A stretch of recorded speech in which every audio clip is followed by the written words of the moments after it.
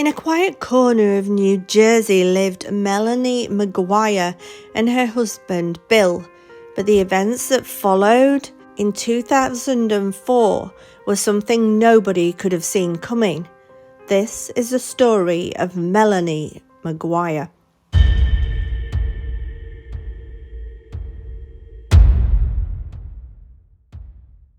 Melanie Lynn Slate grew up in Ridgewood and Middletown Township in New Jersey. She had attended Middletown High School, where she seemed popular and had various friends. Melanie was an intelligent student who managed to get the grades she needed to enroll at Rutgers University with a double major in math and psychology, and she graduated in 1994. She had a change of heart and decided to follow a path of nursing, where she graduated second in her class from the Charles E. Gregory School of Nursing in 1997. But in 1999, with a nursing diploma, she had married a United States Navy veteran named William Mcguire, or Bill as he liked to be called. He was born in September 1964, and by 2004, the Maguires had been married for 5 years. Melanie was a nurse at a fertility clinic and Bill was a computer programmer. The couple moved into an apartment, it was only small, where Melanie played the doting wife. But the couple soon had 2 sons and lived in Woodbridge Township, New Jersey.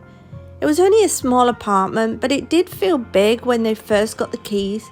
But 5 years on, with 2 children, space was hard to find and it was becoming to feel quite small, and they had planned to move later that month into a larger home in Warren County. It was Bill's dream to own a big house. He worked hard enough. Bill always wanted the best of things, the nicest wines, the best car on the drive, and the beautiful home.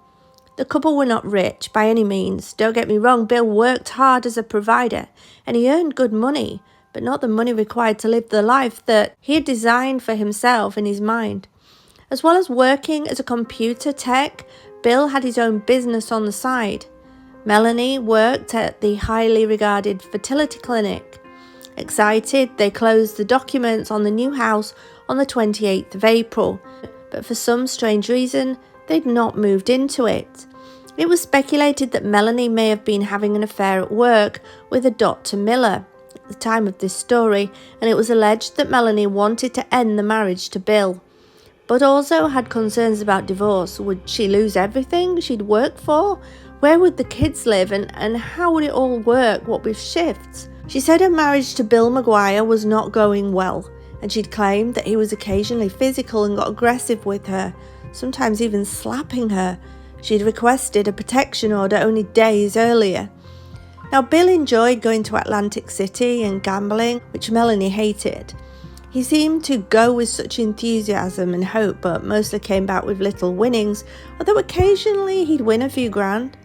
The casino guy even knew him and referred to him by name because he was such a regular there.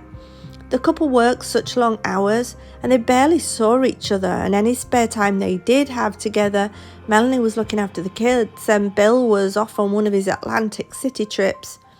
Bill was described as a good father, but time together was sparse, and when he did come down for breakfast before work, he would complain that the place needed tidying up, and Melanie would complain to friends that she was fed up of the marriage and fed up of the way Bill treated her. But while things at home were not good, at work a handsome new doctor had joined the clinic. He was handsome, kind, had a good bedside manner, and Melanie had starry eyes. Now, Melanie had become pregnant with her second child during this time, and at 38 weeks, she had said to Dr. Miller, "Oh, I've got such a sore neck," and he obliged by massaging her. And as she returned from her maternity leave, the two had hit it off and things were becoming steamy for the pair. And Melanie, now having an outlet to despair, was excited to go to work, now making more of an effort than she had before to make herself look extra special for Dr. Miller. While Dr. Miller was also married, he was rich and well respected in his profession. Now the flirting progressed to a full-on affair, and it was the talk of the clinic. Her days were now filled with work and steamy hotel rooms, and no thought for Bill. Plus, her lover at work was not happy about her moving into this new house, telling her, "You need to tell him," which is probably why there was this delay in moving in. On April the 28th, 2004, was the last time anyone saw Bill. Melanie had dropped off their kids, 2 and 4, at their daycare as routine at around 8:20 a.m. That night, according to court records, Melanie had given her husband some kind of substance to sedate him, and then apparently shot him and subsequently dismembered his body. But she couldn't keep him in the house. The mess needed to be cleaned up, the smell would get worse, and the kids would see something. So she put his remains into 3 suitcases, part of a 3-piece set, and those 3 pieces were later found in Chesapeake Bay. On the 5th of May 2004, the first suitcase containing human legs was found floating near the Chesapeake Bay Bridge Tunnel's 4th artificial island by 2 fishermen and 2 children, and a murder investigation was launched.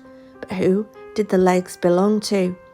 On the 11th of May, a second larger suitcase was found on the beach of a Fisherman Island National Wildlife Refuge by a graduate student cleaning up litter. The suitcase contained a head and a torso, and the head had 1 bullet wound and the torso had 2 bullet wounds. The third and smallest suitcase, containing arms, was recovered floating in the water near Chesapeake Bay Bridge Tunnel's 2nd artificial island on the 16th of May. Police released a facial recognition sketch of their victim, which an acquaintance of Bill Maguires recognised. But surely it couldn't be Bill, could it? By now, Melanie had become the prime suspect, and authorities had turned their investigation over to the New Jersey State Police. After speaking to Melanie and interviewing her thoroughly, things just were not right. She had not reported Bill missing. His work was wondering where he was, and she could not keep her story straight. And during the investigation, incriminating evidence against Melanie was uncovered. In April 2004, Melanie had purchased, just before Bill had gone missing, a .38 caliber from a store in eastern Pennsylvania, and Bill had been killed with a .38 caliber. The bullets had been woodcutter. Melanie's receipt had also listed an unspecified purchase of $9.95. There were only 2 items in the store for that amount, and one of them was a box of woodcutter bullets. Police received a tip from a private towing company employee who said that he towed a 2002 Nissan Maxima, this was Bill Maguire's car, from the Flamingo Motel in Atlantic City. And in May 2004, upon further investigation, police discovered a security video of a car being moved in the early morning hours of April the 30th.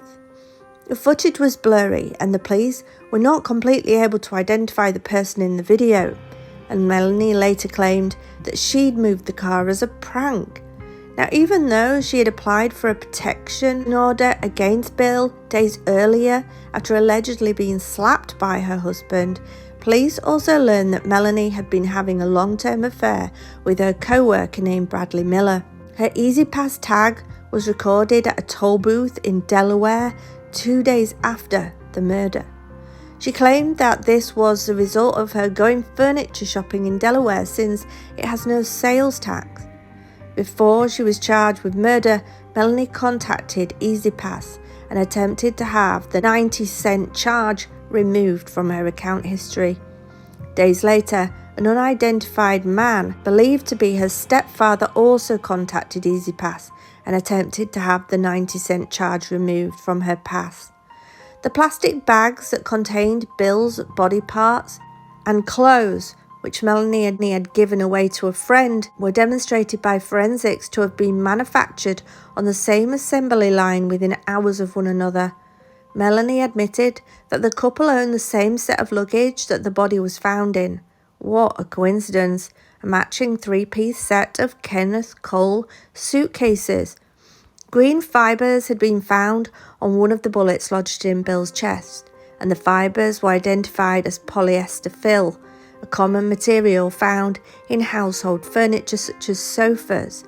Bill and Melanie owned a green couch, and investigators theorised that the murderer used a pillow of the couch as a makeshift silencer when he was shot. And similarly, a medical-grade towel found with Bill's body matched those stocked at the clinic where Melanie worked. A witness testified that Melanie used the same towels to protect furniture when she moved house. On June 2, 2005, more than a year after Bill's murder, Melanie dropped her children off at childcare and preschool, and after exiting the oldest child's school, Melanie started walking towards her vehicle when law enforcement emerged from the bushes, taking her into custody without incident. She was immediately booked into the Middlesex County Adult Correctional Centre on first-degree murder charges, but made bail at the time of $750,000. She pleaded not guilty to charges, and after being released on bail, Melanie faced additional charges in 2005. A 4-count indictment came down from a state grand jury. Her bail was raised to $2.1 million, but she was again released.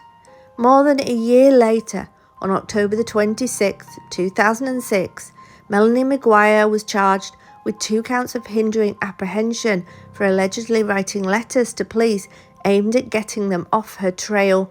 She again pleaded not guilty and was released after posting a $10,000 bail. Almost 3 years after the crime, Melanie Mcguire's murder trial commenced at the Middlesex County Courthouse in New Brunswick, New Jersey. Prosecutors contended her motive for murder was to take upon a new life with her lover. Melanie persisted in claiming that she was innocent and claimed that her husband had become increasingly moody and unpredictable and was a compulsive gambler.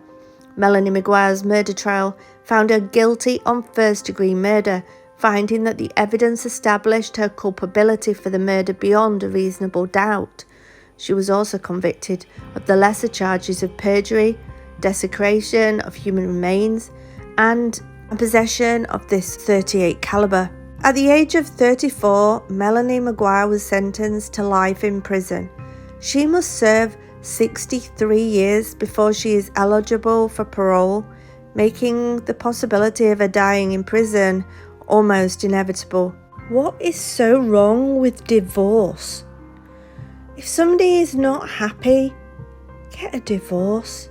She is serving her sentence at the Edna Marn Correctional Facility for Women in Clinton, New Jersey. She will be eligible for parole at 101 years of age. She has lost the whole of the rest of her life because of what? One man that she wasn't happy with? Get a divorce, guys.